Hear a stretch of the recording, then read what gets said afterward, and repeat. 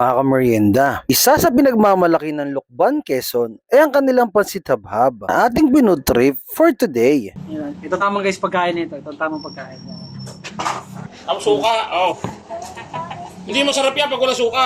Ang pansit habhab ng Lukban, Quezon ay isa sa mga uri ng pansit na nilalagyan po ng suka bago kainin. Ang salita pong habhab guys ay isang pamamaraan ng pagkain po nito na kung saan direkta mong kakainin ng pansit nang hindi gumagamit ng tinidor o kutsara. Sa Lukban, Quezon nga pala guys ay hindi po gumagamit ng plastic bag, mga kubiertos na yari sa plastic. Limitan po sa mga pansit at mga pagkain sineserve po sa Lukban ay ginagamitan po ng dahon ng saging at ibinabalot sa mga dyaryo. Kaya mga kamerienda, nakakatuwa po sa Lukban dahil maging mga kanal dito ay talagang napakalinis dahil ang mga mamamayan ay sumusunod sa no plastic policy lalo na sa kanilang palengke. Bukod nga pala sa kanilang pansit habhab, meron din po sila ditong longganisang Lukban, goong ng sariyaya at mga lutong ulam tulad ng bistek. Katabi rin po pala ng Sophia Pansit Habhab, Lola's Inay homemade embutido at pasalubong. Kung saan yung mga delicacy sa Lukban, Quezon, maging sa Bicol ay makikita nyo po dito. Mga browas, otap, pili nuts, torones, crinkles, mga peanut butter, mga palaman at marami pang iba. Ang Sophia Pansit Habhab po at Lola's Inay homemade pasalubong ay located lang po pala sa may papasok ng Philinvest. Sila po ay kitang-kita sa bandang kanan. So guys, dayuhin nyo na po.